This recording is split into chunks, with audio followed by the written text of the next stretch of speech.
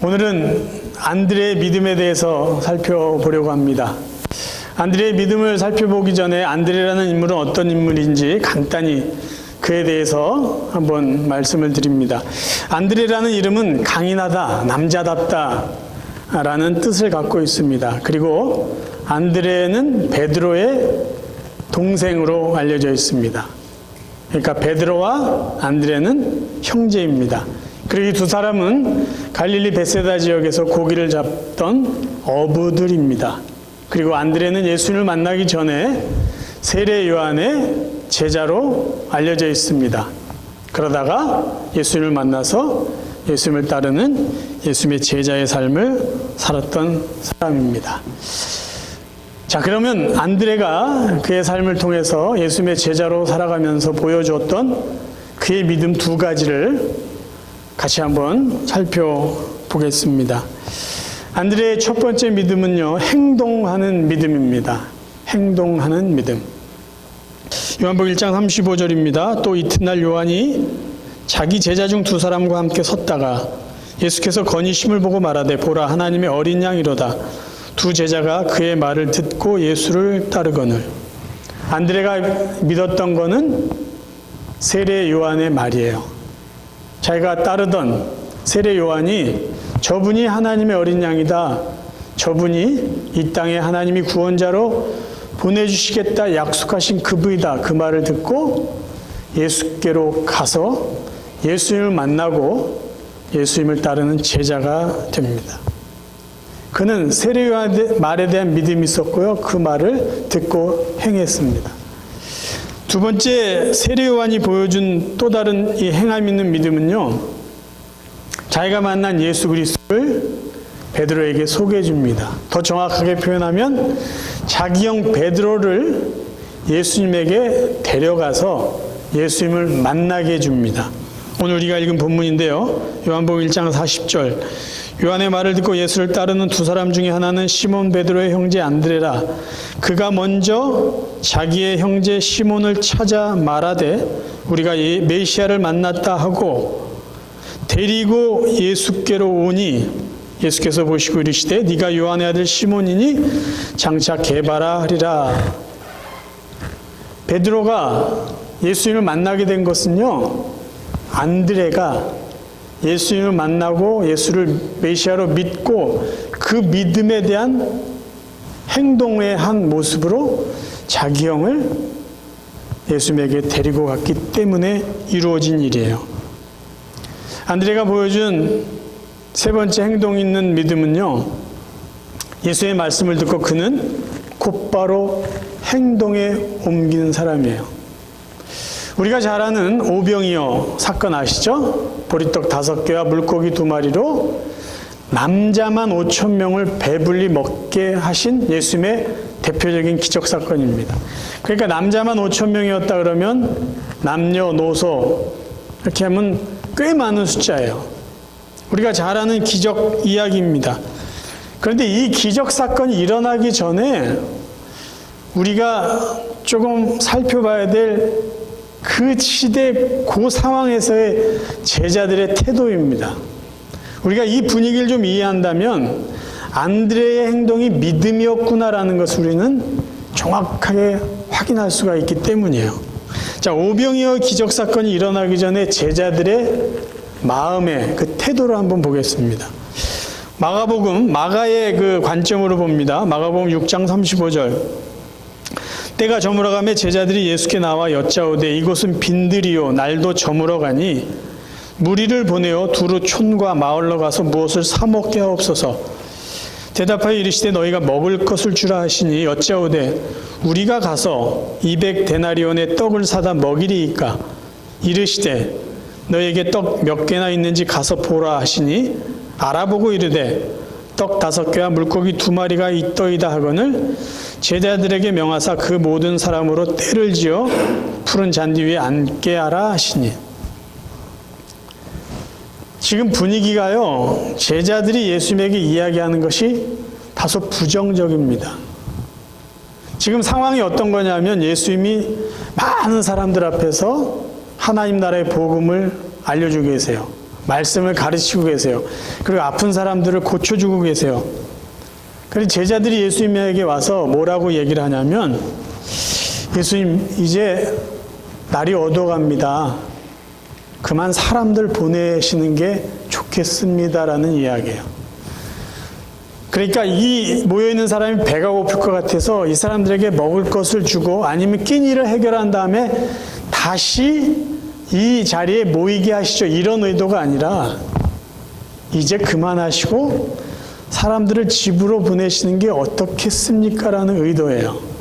그때 예수님은 오히려 정반대의 말씀을 하세요. 너희들이 먹을 걸 주라는 거예요. 사람들 돌려보낼 생각하지 말고 너희들이 이 사람들을 먹게 해라. 그러니까 제자들 중에 누군가가 이렇게 말해줘. 200데나리온을 가지고 떡을 사도 이 사람들을 먹이는 것은 불가능합니다. 그 도대체 너희들이 갖고 있는 게 얼만큼이냐 또 물으세요. 제자들이 왜 열심히 예수님이 사람들을 가르치시고 그들을 위해서 무언가 하시는데 제자들은 와서 그만하시죠 라고 이런 식으로 말했을까요? 이유가 있어요. 그 앞부분을 보면요, 사도들이 예수께 모여 자기들이 행한 것과 가르친 것을 낱낱이 고하니 이르시되 너희는 따로 한적한 곳에 가서 잠깐 쉬어라 하시니 이는 오고 가는 사람이 많아 음식 먹을 겨를도 없습니다. 이에 배를 타고 따로 한적한 곳에 갈새 그들이 가는 것을 보고 많은 사람이 그들인 줄 안지라 모든 고을로부터 도보로 그곳에 달려와 그들보다 먼저 갔더라. 예수께서 나오사 큰 무리를 보시고 그 목자 없는 양 같음으로 인하여 불쌍히 여기사 이에 여러 가지로 가르치시더라. 요 앞에 무슨 일이 있었을까요? 예수님이 제자들에게 권세를 주시고 마을에 가서 귀신을 쫓아내고 복음을 전하라고 하세요. 그래서 정말 제자들이요, 각 마을을 돌아다니면서 능력 있게 복음을 전하고 옵니다. 그리고 예수님께 와서 자기들이 행하고 가르친 것을 낱낱이 고한 거예요. 주님, 우리가 갔더니 이런 능력이 나타났고 복음이 이렇게 증거되고 사람들이 하나님께로 돌아온 그런 역사들이 있습니다. 정말 신이 나서 이야기했어요. 예수님이 그 이야기를 들으시고 정말 수고했다. 너희들이 그렇게 수고하느라고 밥도 제대로 먹고 힘들고 피곤할 텐데 우리끼리 따로 조용한 곳에 가서 마음껏 먹고 좀 쉬자. 예수님이 먼저 얘기하신 거예요. 그래서 제자들이 너무나 신이 나서 배를 타고 한적한 곳을 찾아서 갔습니다. 근데 어이없는 일이 생기는 거예요. 사람들이요, 예수님이 저쪽으로 가신다는 걸 예상하고, 여기 보세요. 33절. 모든 고을로부터 도보로 그곳에 달려와 예수님과 제자들보다 먼저 그곳에서 기다리고 있었어요. 근데 제자들이 봤을 때 섭섭한 게 있어요. 예수님은요, 우리 보러 먼저 가서 좀 쉬자고 얘기하신 분이 그 사람들을 보시자마자 불쌍히 여기셔서 어디 아프냐 이러시면서 가르쳐 주시고 이야기해 주시고 언제까지요? 해가 넘어갈 때까지요. 제자들은요, 쉬고 싶은 거예요. 제자들이 먼저 이야기한 것도 아니잖아요. 주님이 그렇게 하자고 그래서 우리가 했는데 자기들한테는 관심은 없고 사람들에게만 관심이 있어요. 그래서 지금 제자들이 와서 예수님께 날이 저물었습니다.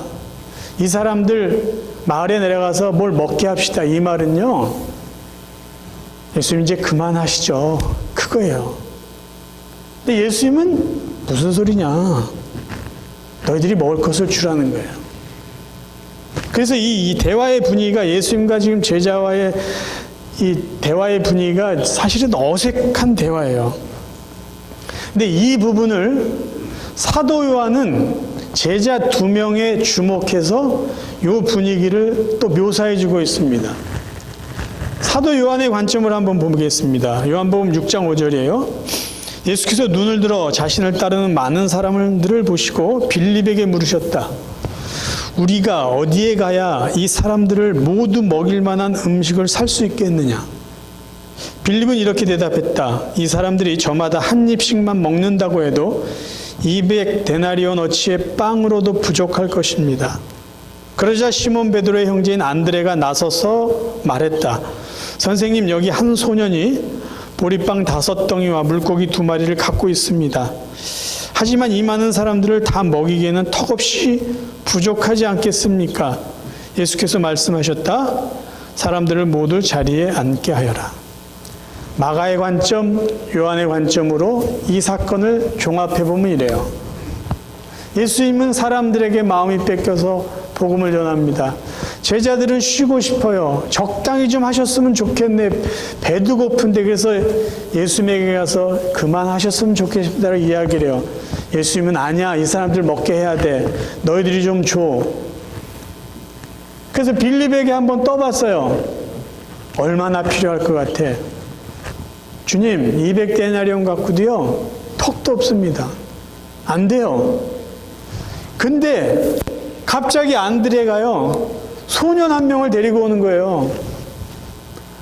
예수님, 주님이 말씀하신 대로 우리가 먹을 게 뭐가 있나 제가 찾아봤더니 이 아이가 보리떡 5개, 물고기 2마리 갖고 있습니다.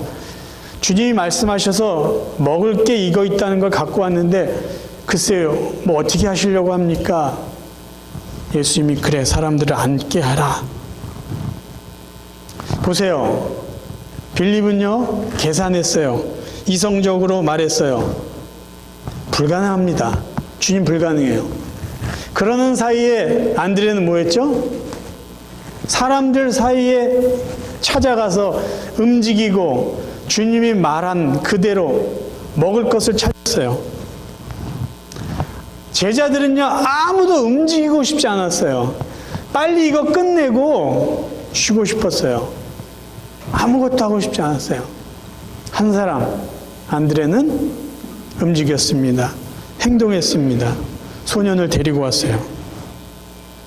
베드로의 이 행동하는 믿음 때문에 우리가 알고 있는 오병이어의 기적 사건은 일어날 수 있었던 것이에요. 사실 안드레도 예수님이 뭘 할 건지 잘 몰랐어요. 근데 예수님이 먹을 것이 얼마나 있느냐? 그 말씀대로 순종했어요. 그 결과는요, 믿음대로 말씀을 듣고 순종한 이 안드레의 행동 있는 믿음의 결과는요, 수만 명의 사람이 배불리 먹고 예수님의 은혜를 경험할 수 있게 된 것이에요. 행동하는 믿음이 기적을 일으키게 된다는 것이에요. 안드레의 믿음이요. 안드레가 보여준 믿음은 뭘까요? 예수의 말씀에 대해서요, 생각만 하지 않았어요. 말만 하지 않았어요. 행동으로 반응했어요.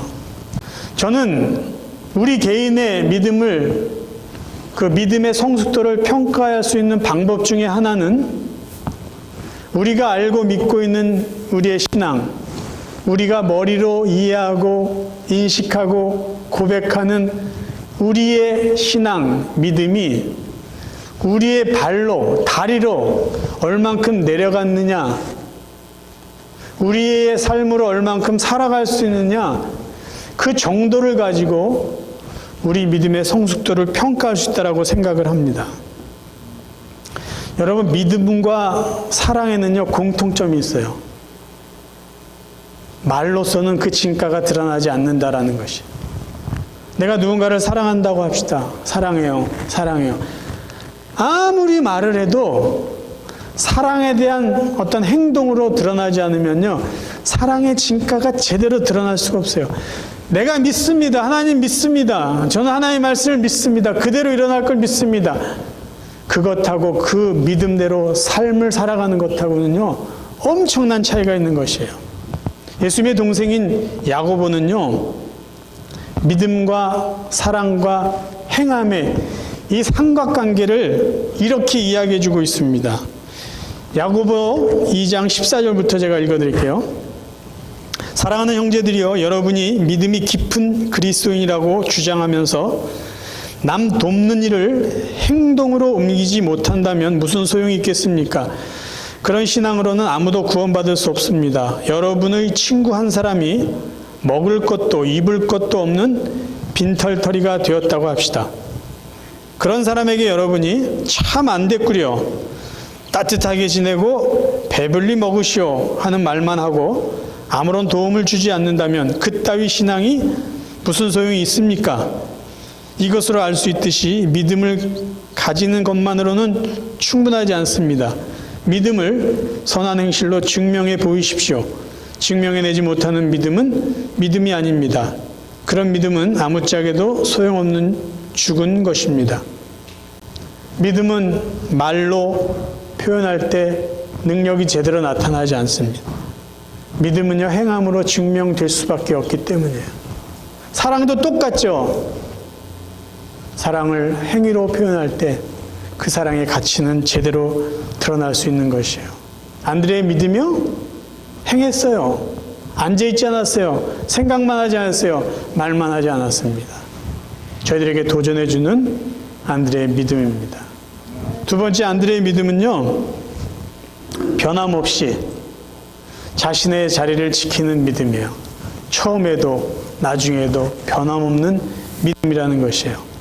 우리가 알듯이요, 조금 전에 제가 말씀했듯이 안드레는요, 제일 먼저 예수님의 제자가 된 사람이에요. 요한복음, 마가복음 이렇게 정리해 보면요, 조금 순서의 차이는 있어요. 근데 어쨌든 중요한 거는 안드레는 예수님의 첫 번째 제자라는 것은 요한복음도 마가복음도 동일하게 이야기해 주고 있어요. 순서를 굳이 말하자면 안드레가 예수님의 첫 번째 제자, 베드로가 두 번째 제자, 요한복음의 관점으로 보면 빌립이고요, 마가복음의 관점으로 보면 안드레, 베드로, 야고보, 요한, 이런 식이에요. 자, 마가복음 한번 읽어볼게요. 1장 16절. 갈릴리 해변으로 지나가시다가 시몬과 그 형제 안드레가 바다에 금을 던지는 것을 보시니 그들은 어부라. 예수께서 이르시되 나를 따라오라. 내가 너희로 사람을 낚는 어부가 되게 하리라 하시니 곧 그물을 버려두고 따르니라. 조금 더 가시다가 세베대 아들 야고보와 그 형제 요한을 보시니 그들도 배에 있어 그물을 깁는데 곧 부르시니 그 아버지 세베대를 품꾼들과 함께 배에 버려두고 예수를 따라가니라. 안드레는 그의 자부심이 있다면은 나는 예수님의 첫 번째 제자라는 것이 걔는 자랑거리가 되기에 충분합니다. 그리고 자기 형도 전도했어요. 그래서 예수님의 사역 초기에 보면은요, 안드레와 베드로, 야고보와 요한 이렇게 네 사람하고 이렇게 주로 같이 움직이신 것을 볼 수 있어요. 대표적인 게 마가복음 1장 29절이에요. 회당에서 나와 곧 야고보와 요한과 함께 시몬과 안드레의 집에 들어가시니. 그러니까 안드레와 베드로는 한 형제, 야고보와 요한이 한 형제예요. 그러니까 예수님도 처음에 부르신 그들과 주로 같이 움직이셨던 것 같아요. 그런데요, 시간이 지나면서 이 네 사람이 모이는 게 오히려 더 자연스럽지 않습니까? 형제들끼리. 그런데 놀랍게도 안드레가 빠져요. 베드로, 그 다음에 안드레가 빠지고 야고보, 요한이에요. 중요한 자리라고 생각하는데 예수님은 안드레를 빼고 3명만 데려가신다는 거예요. 마가복음 5장, 회당장의 딸을 고쳐주실 때의 그 내용이에요. 아직 예수께서 말씀하실 때 회당장의 집에서 사람들이 와서 회당장에게 이르되 당신의 딸이 죽었나이다.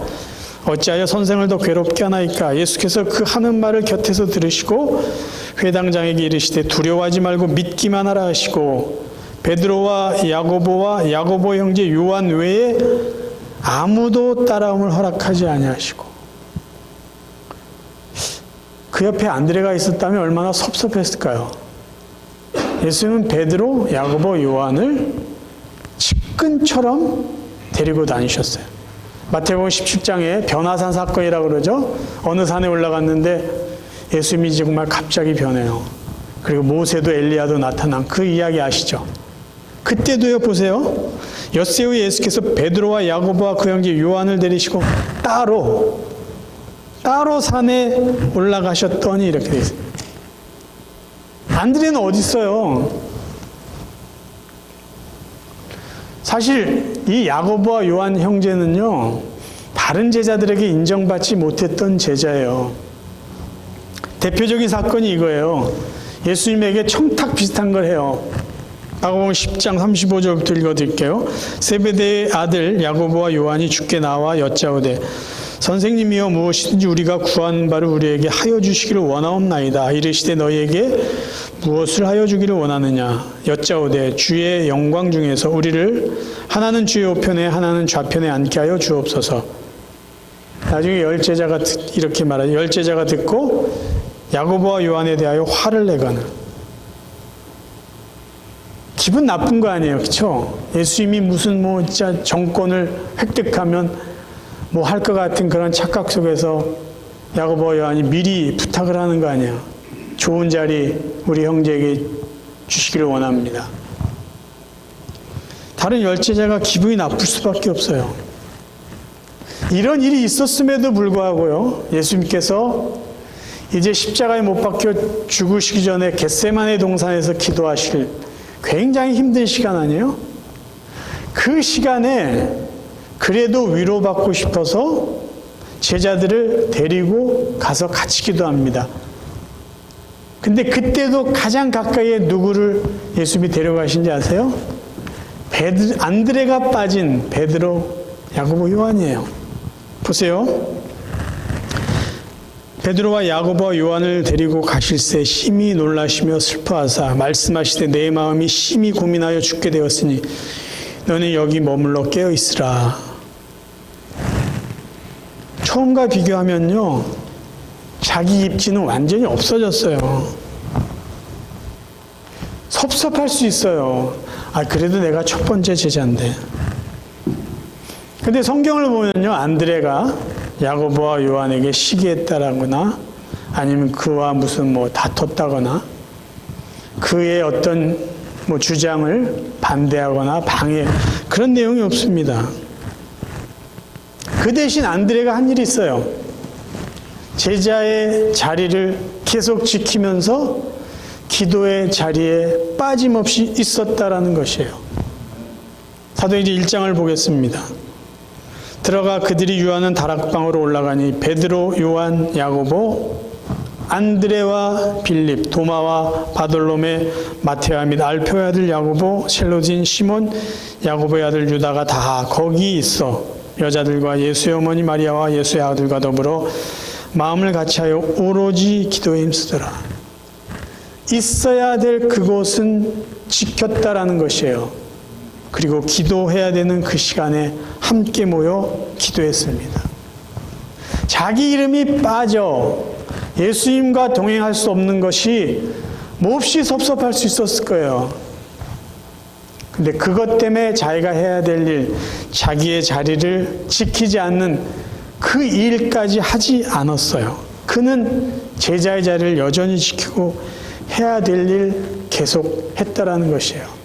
처음에는 사람들이 보이는 앞자리에서 일했을 거예요. 시간이 지나니까 자기 자리가 뒷자리로 밀렸어요. 그래도 그는 자리를 지켰어요. 제자로서 해야 될 일을 변함없이 했습니다. 이게 안드레가 보여준 믿음이에요. 안드레가 보여준 믿음의 모습을 오늘날 신앙생활하는 우리와 적용한다면 이럴 것이에요. 내가 예수 믿은 지가 얼마나 됐는데 당신이랑 비교가 안 돼. 나는 모태신앙이야. 나는 어렸을 때부터 믿었어. 내가 교회 생활한 짬밥이 얼만데 나는 이 교회 개척 멤버야.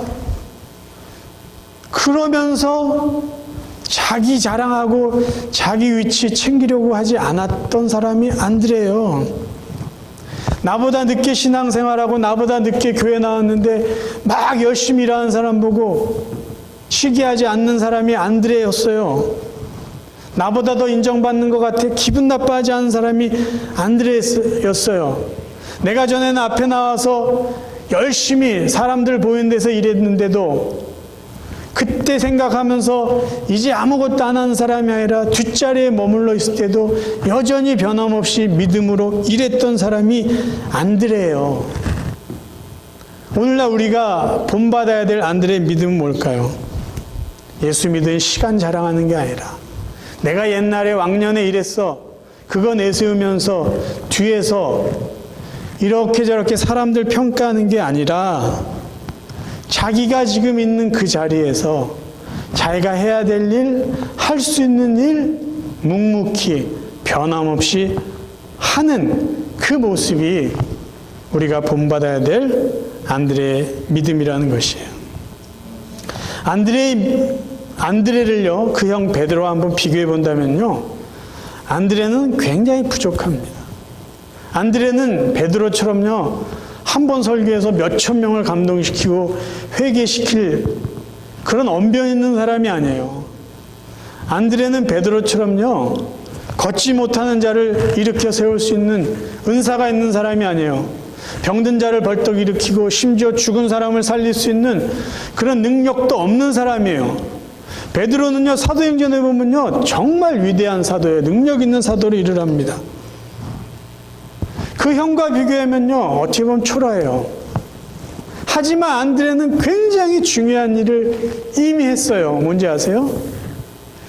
그런 능력 있는 형 베드로를 이미 전도했어요. 이미 훌륭해요. 그런데 거기서 멈추지 않았다라는 것이죠. 여전히 그는 예수님의 제자였어요. 그리고 여전히 변함없이 제자의 자리를 지키고 기도의 자리를 지키고 살았다는 것이에요. 안드레가 베드로처럼 유명하지 못했지만, 베드로처럼 눈에 띄는 대단한 일을 하지 못했지만, 그는 여전히 제자라는 것을 잃지 않고 제자의 책임, 사명 묵묵히 감당해 나갔습니다. 하나님은 과연 어떤 제자를 더 기억하시고, 어떤 제자를 더 인정하시고, 어떤 제자에게 더 많은 상을 주셨을까요? 큰 일을 한 사람이요? 이름이 많이 날린 사람? 그런 제자를 하나님이 더 기억하시고 더 많이 칭찬해 주실까요? 예수님이 이렇게 말씀하셨어요.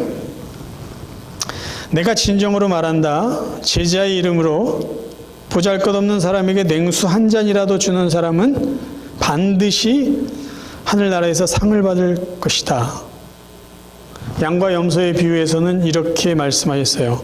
그러면 왕은 이렇게 말할 것이다. 내가 진정으로 말한다. 너희가 여기 있는 내 형제 중에 가장 보잘것없는 사람 하나에게 해준 것이 곧 내게 해준 것이다.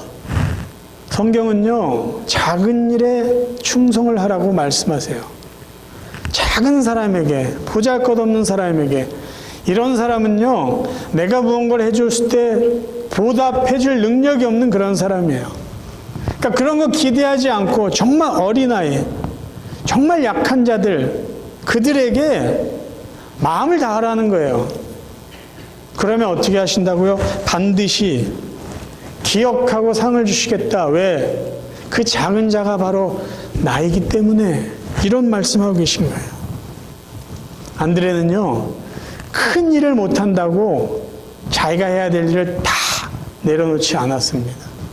남들이 인정해주지 않는 것 같다. 심지어 예수님조차도 나를 인정해주지 않는 것 같다라고 할지라도 그는 주님의 제자로서 자기 자리를 지켰던 사람이에요. 사랑하는 성도 여러분, 믿음은요, 사람이 아닌 하나님께 반응하는 것이에요. 믿음은요, 말이 아닌 행동으로 증명되는 것입니다. 믿음은요, 과거의 이야기 아니라 바로 지금의 이야기예요. 지금의 일이에요. 왕년에 이 얘기 다 필요 없어요.